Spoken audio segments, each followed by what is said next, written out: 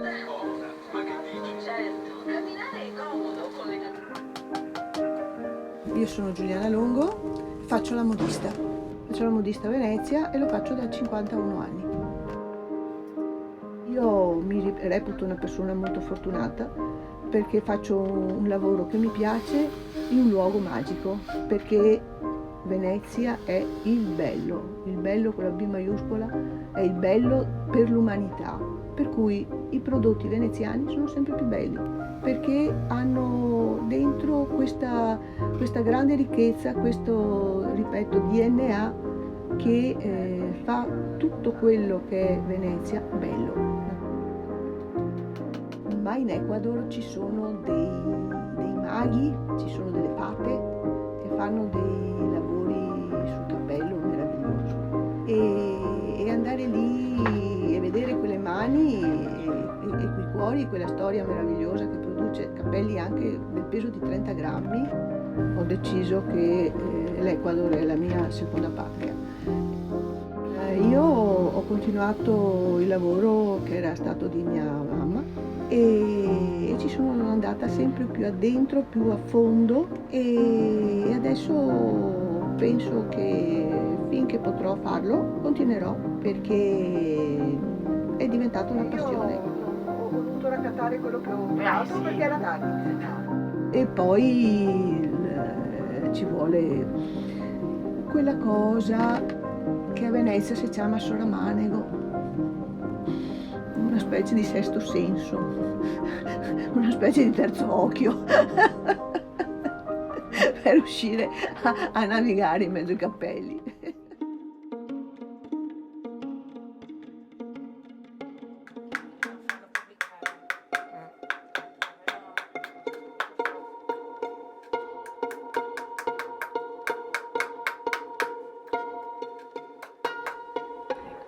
Sono Gabriele Gmain, sono calzolaia, il tema della scarpa mi ha appassionato. La forma di una scarpa è una scultura. Io continuo a fare sempre la stessa scultura che è sempre diversa. Il primo step è di incontrare il cliente, la persona, il piede, guardare il piede, toccare il piede, misurare il piede. Ci sono tanti step della produzione, si mette sulla suoletta, si rifila la suoletta, questa qua è rifilata, quasi, qua il coso devo fare, poi si incide un muretto, si prepara per dopo poter fare una cucitura con la lesina, si monta, si fa il modello della tomaia.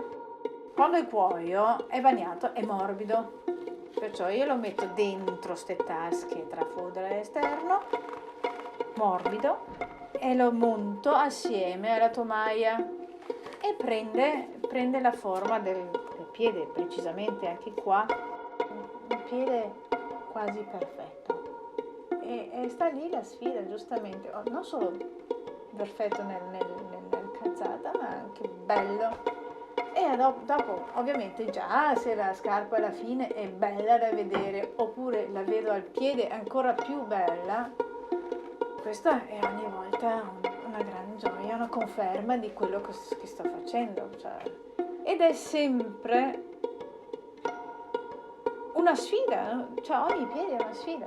Io per farlo, un violino deve suonare e anche la scarpa deve proprio andare bene ed è tanto difficile perché è una forma organica e dopo quando il cliente mette il piede dentro va sotto vuoto. Ecco, questo è su misura e spero che sia felice, insomma.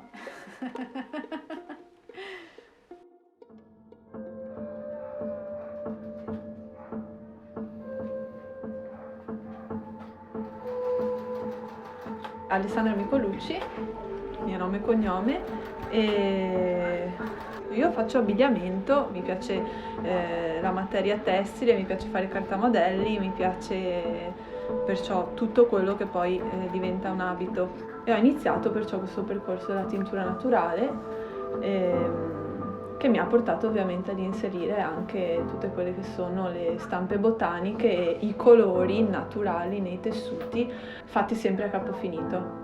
Allora, i tessuti che io utilizzo sono semplicemente tessuti naturali e sono veramente naturali, perciò non hanno nessun tipo di trattamento sopra.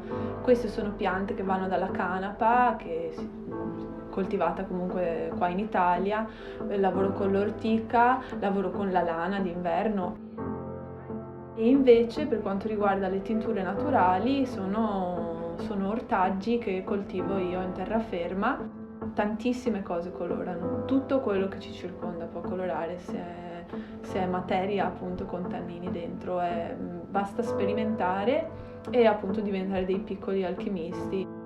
Fare la moda, chiamiamola così, fare dell'abbigliamento che porti rispetto, in questo caso qua, al mondo che ti circonda, alla persona che lo indossa, a tu come promuovi, no, il tuo lavoro, è in linea di massima quello che io della moda non avevo mai conosciuto. È un modo per parlare senza parlare, per far capire quali sono le tue idee, a che mondo appartieni, in che cosa credi e chi sei.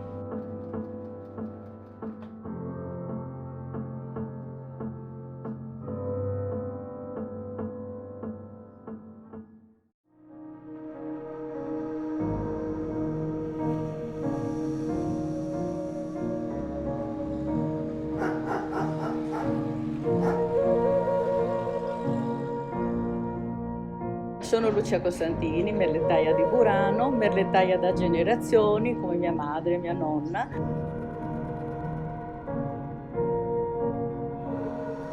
Come un po' tutte le donne una volta qui in isola, si ritrovavano in campiello a lavorare soprattutto il pomeriggio e attorno alle mamme, alle nonne, alle signore del campiello mettevano le bambine, quindi noi 4-5 anni iniziavamo già con la piccolo cuscino, con la piccola, noi la chiamavamo strisciola, cioè questa che noi oggi chiamiamo orditura, si chiamava strisciola con un piccolo fiorellino e si iniziava già con l'ago, il filo, le forbicine.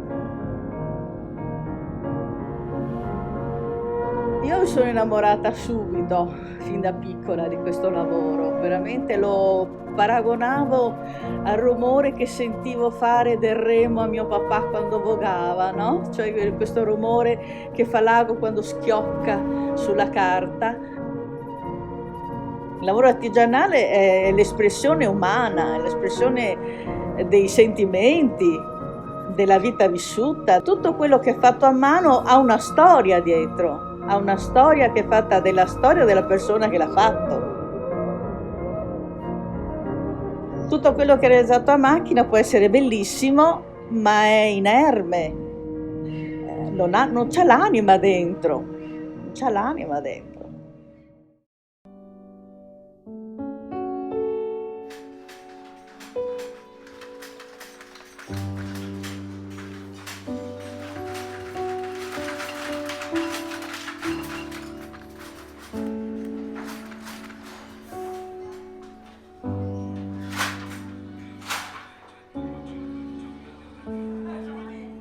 La data ufficiale della nascita è il 1875, quando mio bisnonno Luigi Bevilacqua ha costituito, diciamo, sotto forma proprio di società questa azienda, anche se la famiglia Bevilacqua, appunto, abbiamo trovato delle documentazioni che lei è coinvolta nel tessile già fin dal 1400.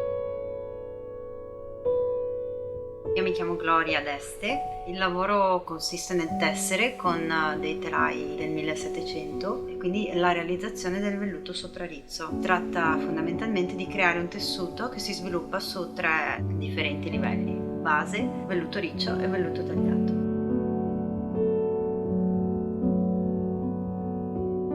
Sicuramente sai che stai realizzando qualcosa che è una forma d'arte.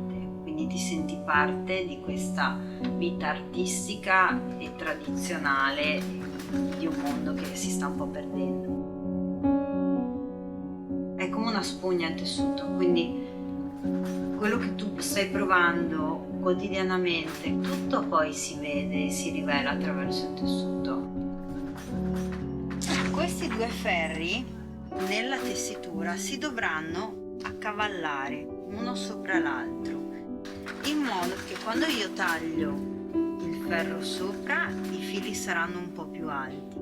Quando sfilo il ferro sotto il riccio sarà più basso rispetto al taglio, ed è il motivo per cui questa stoffa si chiama soprarizzo, perché il taglio sta sopra il riccio. I ferri che avevo prima inserito sotto ai fili di colore si sono adesso uniti agli altri ferri, quindi io ho attaccato tutti i ferri, ho legato il tessuto e ho costruito 1 millimetro di velluto.